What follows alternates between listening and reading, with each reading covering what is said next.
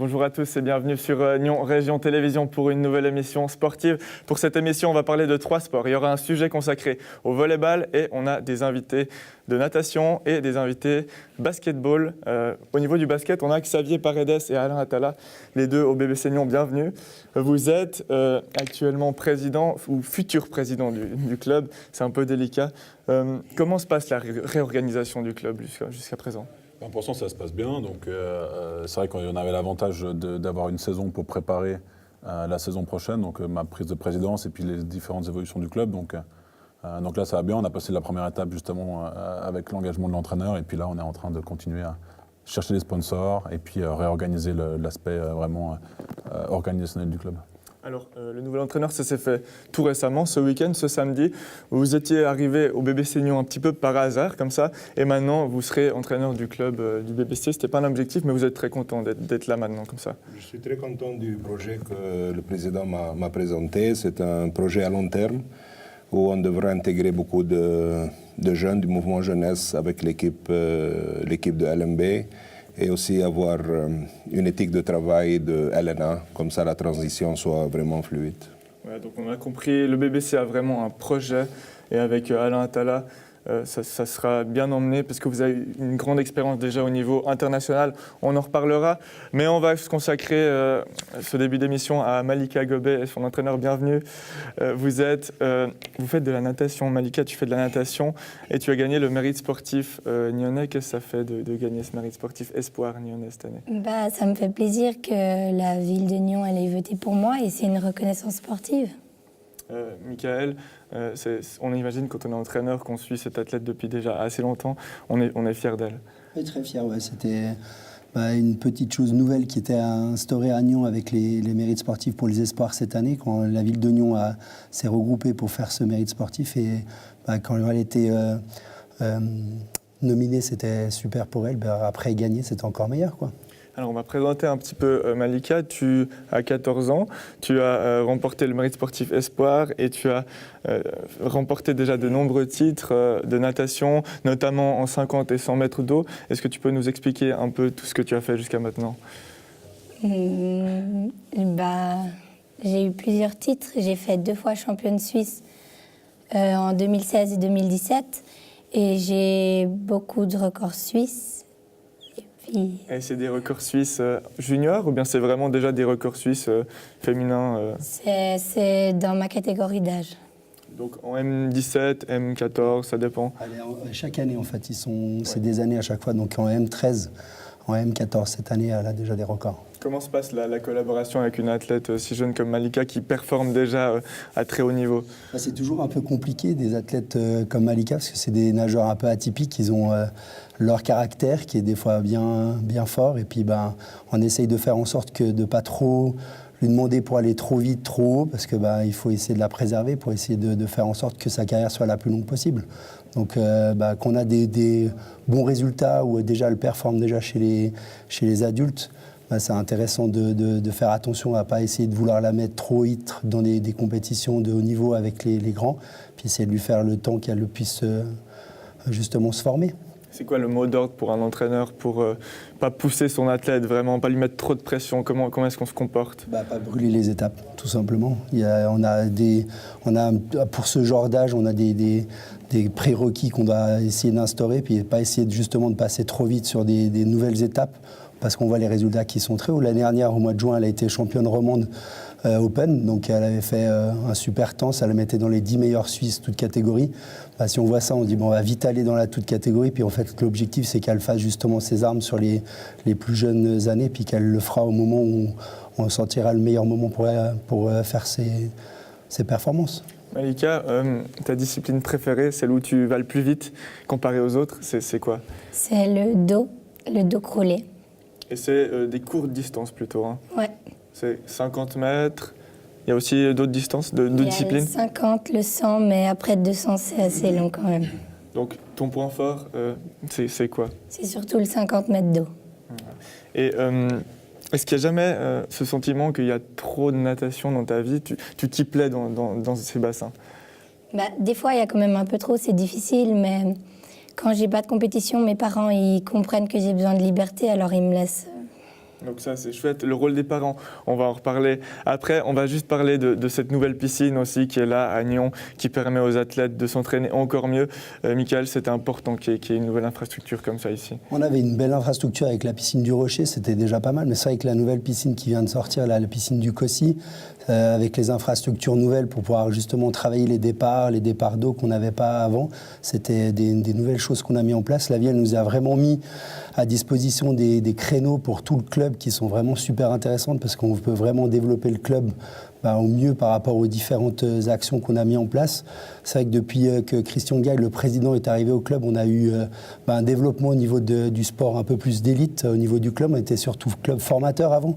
Et donc il a décidé de mettre en place cette structure-là. Et puis justement avec cette nouvelle piscine, puis grâce à l'aide de la ville, le service des sports qui nous donne tous les moyens pour bien réussir justement à pouvoir les entraîner, les encadrer, leur permettre de performer dans les meilleures conditions. Donc voilà, Malika, elle est bien entourée, on l'aura compris. Vous nous parliez avant d'entraîner les départs de course. La tradition est toute faite parce qu'aux multinations à Chypre, alors c'était ce week-end, première compétition avec l'équipe nationale. Déjà, comment est-ce que ça s'est passé, Malika ? L'ambiance, c'est pas la même chose. Ça change de d'habitude. Et j'étais contente d'être là-bas parce que je me suis bien amusée. Parce qu'il y a aussi un nouvel esprit d'équipe qu'on retrouve en concours avec d'autres participantes. Et on parlait justement du départ qui n'a pas très bien été ce week-end. Je sais qu'il y a un petit souci, est-ce que tu peux nous expliquer exactement ? En fait, normalement, il y a une aide au départ, c'est quelque chose qu'on met sur le plot. Et là-bas, il n'y avait pas, alors j'ai glissé. Et puis... Donc le pied a glissé ? Ouais. Et donc, c'était parti moins vite et c'était compliqué. Ouais. Au niveau des résultats, comment est-ce que ça s'est passé à Chypre, à Limassol ? Du coup, j'ai pas très bien nagé. Et puis, on était fatigués parce que on a mis 2 jours pour arriver là-bas. Donc, une première expérience compliquée, mais justement, ça permet de prendre l'expérience et de se préparer pour le prochain rendez-vous. Est-ce qu'on sait déjà quand ce sera le prochain rendez-vous Oui, alors la semaine prochaine, il y a les championnats suisses donc, qui sont du 4 au 8 avril à la piscine d'Evernay à Genève. Donc là, elle a l'objectif de pouvoir faire un temps de qualification pour les championnats d'Europe junior. Donc ce serait pour sa première année. C'est un objectif qu'on a mis en place tous les 2 débuts de saison parce qu'on trouvait qu'il y avait possibilité avec ce qu'elle avait fait au mois de juin. Et puis si elle y arrive, c'est un plus. Si il faut reproduire parce que c'est 4 années d'âge qui peuvent aller là-bas. C'est pour elle, ça sera la première année. Donc si elle y arrive, c'est vraiment un truc qui nous ferait plaisir. Sinon, ça sera juste pour l'année prochaine. C'est juste un truc qu'on reportera. Donc ça, c'est un des objectifs de Malika. Il y en a quelques autres, on y reviendra. En attendant, ce week-end, il y avait une équipe qui avait un autre objectif. L'objectif, c'était tout simplement de se sauver de la relégation. Le VBC La Côte féminin jouait ce week-end, c'était vendredi soir, dans sa salle des Tuilières à Gland. Il jouait contre Le Mans et ça ne s'est pas très bien passé pour elle. On regarde le reportage, on se retrouve juste après. Christian Perrinvert, c'était un match crucial, c'était le match de la peur contre Le Mans qui était juste devant vous. Il fallait le remporter si vous vouliez vous sauver de la relégation. Ça ne s'est pas fait ce soir, mais votre équipe s'est tout de même très bien battue. Alors oui, effectivement, on avait un point de retard sur cette équipe du Mans, donc il fallait qu'on fasse 3 points ce soir, c'est-à-dire gagner 3-0 ou 3-1. Aujourd'hui, on a perdu 3-2, on fait qu'un seul point. Et effectivement, la place de 10e est synonyme de relégation directe. Aujourd'hui, on était 9e. Les 10e jouent contre une équipe qui est 5e du classement. Voilà, alors le résultat de l'autre match, on le saura dans quelques instants. Mais revenons sur ce match. Une défaite 3-2. On a des regrets parce que ces premiers sets, ils étaient très accrochés et ils auraient pu tourner en la faveur du VBC La Côte. Alors oui, les premiers sets auraient pu tourner dans notre faveur. On n'a pas été capable de bloquer les 2 attaquantes principales adverses. Il faut dire que le numéro 14 là, est une ancienne joueuse qui a joué en Italie, qui a joué à un niveau assez élevé et elle nous a fait très mal. On n'a pas réussi à contrer cette joueuse et donc on a pris beaucoup de points qui nous ont fait mal. Autrement, les filles se sont bien battues, elles ont fait un très très bon match. Ça s'est joué à pas grand-chose sur les deux premiers sets. Au dernier, on a complètement lâché. On a fait beaucoup trop de fautes individuelles pour prétendre remporter 2 points au lieu d'1.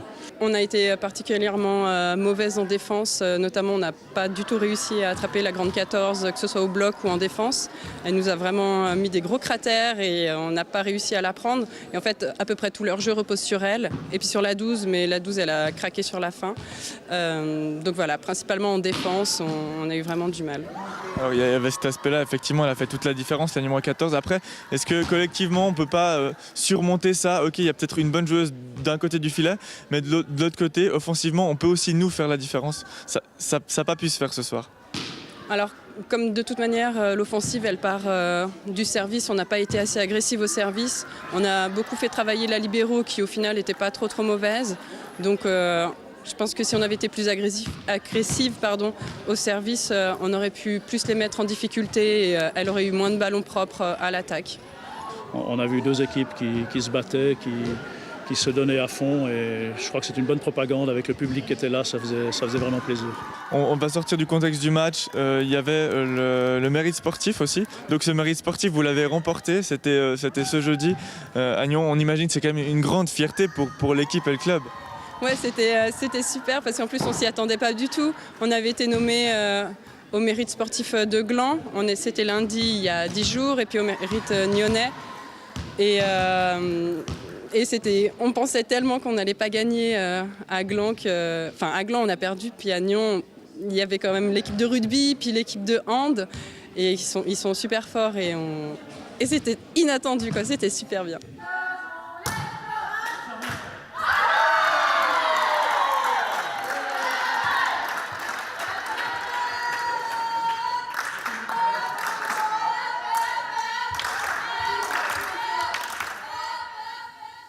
Voilà, et le VBC La Côte qui, donc, après ce match, est relégué en 3e ligue, mais on espère qu'elles vont revenir encore plus fortes, les récentes lauréates du mérite sportif nyonnais. On revient avec le BBC Nyon et avec vous, Alain Attala. Vous êtes donc le futur entraîneur de BBC Nyon qui évoluera en Ligue nationale B l'année prochaine. C'est sûr, même si le BBC gagne le titre cette année.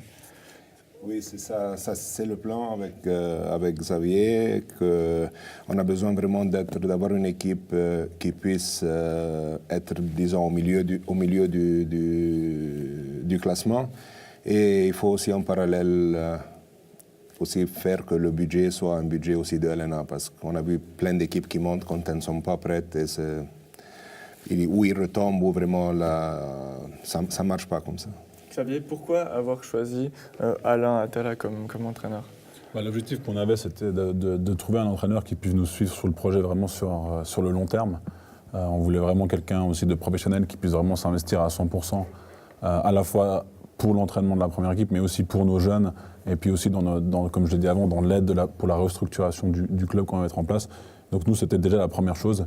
Et puis on voulait aussi quelqu'un d'expérimenté, qui connaît le haut niveau, qui connaît le fonctionnement des clubs professionnels. Et pour nous, c'était vraiment important.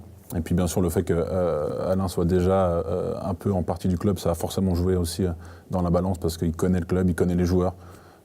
Et il est là aussi pour préparer cette saison prochaine. Alors justement, l'expérience internationale, vous l'avez déjà. Expliquez-nous un peu, jusqu'à maintenant, par où vous êtes passé, tout ce que vous avez fait. Ben, comme joueur, j'ai joué 10 ans pour l'équipe nationale égyptienne. Je suis demi-grec, demi-égyptien avec quelques origines libanaises. Mais j'ai joué 10 ans. Dans ces 10 ans, j'ai joué 2 Olympiades, de 84 et 88. J'ai joué une Coupe du Monde, des Jeux méditerranéens, Universiade, sans compter les championnats d'Afrique et championnats pan-arabes. Comme entraîneur, j'ai coaché l'équipe nationale sous-20 égyptienne, assistant de l'équipe homme. J'ai coaché une équipe de meilleure ligue en Égypte, une équipe de meilleure ligue au Danemark, sélectionneur de sous-18 au Danemark avec 2 championnats européens. On a participé à 2 championnats européens de basket B. Donc, beaucoup d'expérience, on l'aura compris. Qu'est-ce que vous pouvez amener à l'équipe dès l'année prochaine? Je pense que, premièrement, c'est important, comme Xavier a dit, avoir une structure au niveau jeunesse, avoir une certaine éthique de travail. une discipline pour atteindre de hautes normes, de hauts standards, pas nécessairement avoir des règles à ne pas casser parce que ça a un son négatif, mais plus que tout le monde on doit atteindre ensemble une échelle plus haute.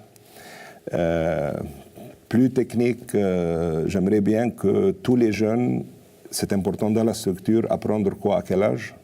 C'est un bloc de construction. Comme ça, quand ils arrivent à, disons, 18 ans, ils ont une palette technique bien large.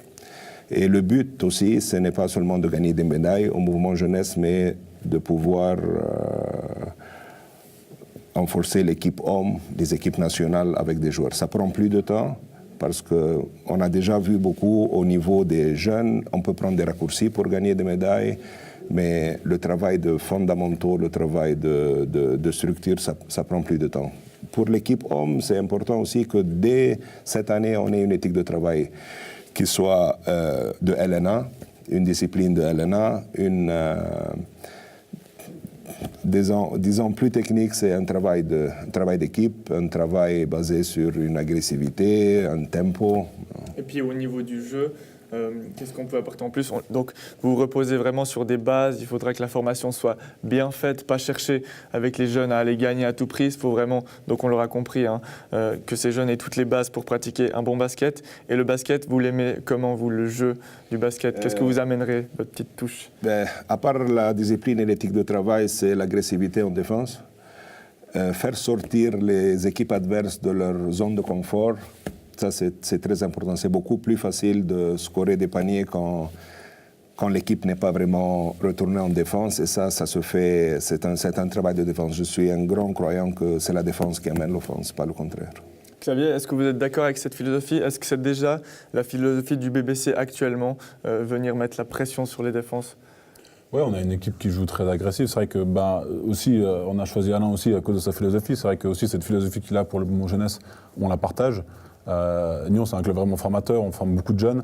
Il nous manquait encore cette structure, ce pas encore supplémentaire qu'on espère mettre en place avec Alain. Mais c'est vrai qu'on l'a choisi aussi parce que sa philosophie colle avec ce que nous, on a envie pour l'avenir. Alors on se réjouit déjà de suivre les premiers pas de Alain à la tête de l'équipe, mais il y a encore une saison qui est en cours, il ne faut pas l'oublier, avec Julie Lebris qui effectue d'ailleurs une très belle saison. L'équipe joue actuellement les playoffs, il y avait le premier match contre Lugano, et maintenant on va arriver en demi-finale, il y aura des équipes un peu plus difficiles à négocier, il y aura Villars, il y aura Morges-Saint-Pré, une équipe contre laquelle vous avez déjà joué, où vous avez eu de la peine à gagner, mais on imagine que l'objectif de ces playoffs c'est quand même de les gagner, quoi. Oui, c'est clair qu'on fait une super saison. Julie a récupéré l'équipe de manière vraiment magnifique. C'était une situation très compliquée. Elle a vraiment fait preuve de beaucoup de professionnalisme et elle a fait vraiment un très grand travail. Ce qui nous permet aujourd'hui d'être en position pour gagner le titre, c'est l'objectif. Il ne faut pas se cacher, on a l'équipe pour gagner cette année. Donc c'est clair que là, ce premier tour contre Lugano est largement abordable. Mais après, on va rencontrer peut-être Mérin en demi-finale. Et ensuite, voilà, comme tu l'as dit, Villars et Morges-Saint-Pré qui sont des équipes très fortes. Où là, il va falloir vraiment qu'on soit prêt, qu'on soit préparé et qu'on soit prêt pour le combat physique et sur le terrain aussi. Et c'est pas dommage, quand on a une équipe qui a le niveau pour remporter ces playoffs de l'NB, de ne pas profiter de cette saison pour monter à l'échelon supérieur? Non, bien sûr, c'est clair que voilà, on a une équipe qui a un super niveau, on a une grande chance de faire le titre. Mais voilà, nous, l'objectif, c'est vraiment, comme l'a dit Alain, on ne veut pas monter trop vite, on veut vraiment construire, avoir une structure stable, que ce soit à la fois sur le plan de l'organisation, mais aussi sur le plan financier, parce qu'on a besoin de sponsors, on a besoin de gens qui vont nous suivre sur le long terme. Et voilà, là, on est vraiment en phase de construction. Et pour nous, malheureusement, même si sportivement, là, ça se passe bien, on se n'est encore trop juste cette année pour monter en Ligue 1. Au niveau des joueurs, est-ce qu'il n'y a pas une petite frustration de se dire on va devoir rester en LNB cette année malgré notre très bonne saison? Non, bien sûr, c'est clair que les joueurs, voilà, ils font une saison, ils mériteraient sportivement de monter, sur leur caractère, sur ce qu'ils font. Mais voilà, je pense qu'il faut vraiment qu'on prenne les choses les unes après les autres, qu'on construise sur le long terme et pas qu'on se précipite au risque après d'avoir des soucis financiers l'année prochaine ou d'avoir un niveau très bas en Liga, et c'est pas le but. Je pense qu'on a un projet sur 5 ans, il faut vraiment qu'on s'y tienne et qu'on le prépare bien. Voilà. Un projet en tout cas bien en place et qui, on l'espère, va tout déchirer. Et le prochain rendez-vous du BBC, ce sera à Lugano. Il faudra gagner ce match pour ensuite pouvoir continuer ces playoffs. On va finir rapidement à revenir sur la natation avec le team Malika Gobet. Le team Malika Gobet, c'est quelque chose qui s'est mis en place pour entourer Malika. En tant qu'entraîneur, c'est vous qui avez décidé de venir avec cette idée? Non, alors c'est le papa qui a eu l'idée, déjà parce qu'il est entraîneur sportif de foot, donc il sait l'importance en fait qu'on a un athlète d'être bien entouré, que ce soit sur le point médiatique, c'est lui qui gère ça, sur le point de récupération avec un physio, avec un médecin, sur l'entraîneur, puis je suis juste avec ce team-là, d'accord avec tout ce qu'il fait, ça nous permet à nous d'être assez rassurés sur la santé de Malika. Est-ce que vous pouvez nous expliquer tous les éléments qui comportent ce team? Donc il y a le papa qui gère tout ce qui est les médias, donc il a un site internet, il a Facebook qui suit, donc il essaie de donner des infos aux personnes qui suivent, ça lui permet d'être visualisé un peu plus et puis ça permet à d'autres personnes d'être intéressées par Malika, parce qu'une saison de natation c'est cher, c'est pas le club qui prend tout à charge, donc c'est à elle de pouvoir se financer sa saison. Il y a un physio donc, qui est sur Copet, et puis il y a un médecin du sport qui est à l'hôpital de la Tour, plus son entraîneur. Et puis, si par la suite on continue à faire ces résultats, il y aura peut-être un préparateur mental et ainsi de suite qui va se mettre en place. Il y a aussi d'autres projets, comme j'ai cru voir sur le site, un repas de soutien, par exemple. Exactement, ça, il organise pour justement permettre à Malika de pouvoir payer sa saison. Par exemple, on est parti au mois d'octobre dans le stage qui était un peu plus onéreux, et c'est intéressant pour elle de pouvoir financer ça de cette manière-là. Malika, ça fait plaisir, on imagine, d'avoir tout ce monde derrière soi qui nous soutient, en particulier les parents qui sont toujours là. Je les remercie beaucoup. Je remercie aussi ma famille, mes grands-parents. Et puis il y a une fondation qui me soutient, c'est Vivre son rêve sur Fribourg, qui me soutient beaucoup aussi. Ah voilà, le message est passé. Pour finir, les objectifs de Malika sur le court et le plus ou moins long terme, ce serait quoi l'entraîneur peut-être demain? Donc à court terme, le championnat de Suisse la semaine prochaine avec la possibilité de se qualifier pour le championnat d'Europe junior. Donc du 4 au 8 avril. Voilà, exactement. Après, il y a toute l'équipe qui s'entraîne avec elle, qui participe à ces championnats, puis espérer, Malika peut-être un peu jeune encore pour espérer des médailles au niveau Open. Par contre, on a des filles comme Fanny Borer qui vont essayer d'aller chercher aussi des podiums là-bas. Les autres des finales et bien représenter le cercle nageur de Nyon au championnat. Puis pour Malika, on va dire en 2024, il y a les Jeux à Paris. C'est un objectif qu'elle a. On va dire qu'en 2020, c'est un peu jeune pour y aller. Alors à 16 ans, c'est un truc qu'on peut mettre dans notre tête, mais ça serait de nouveau un plus pour elle. Puis ça sera d'ici là ces objectifs importants. Après, il y a toutes les échéances, championnat d'Europe, championnat du monde. Tout ce qui peut se faire, c'est tout ce qui peut lui permettre de s'épanouir dans son sport. Malika, on en parlait, les Jeux Olympiques avec Alain. C'est un rêve, tu y penses des fois, les Jeux Olympiques? Quand je les regarde, j'ai envie d'y être, mais c'est hyper difficile d'y atteindre. Alors il faut continuer à travailler comme ça et peut-être en 2020 ou en 2024, le rêve deviendra réalité. En tout cas, merci beaucoup à tous d'être venus ici présents sur le plateau de Nyon Région Télévision. On se retrouve quant à nous la semaine prochaine. Non, ce n'est pas la semaine prochaine, ce sera dans 2 semaines parce qu'on a une semaine de vacances. On se retrouve alors dans 2 semaines pour une nouvelle émission sportive. À tout bientôt. Ciao.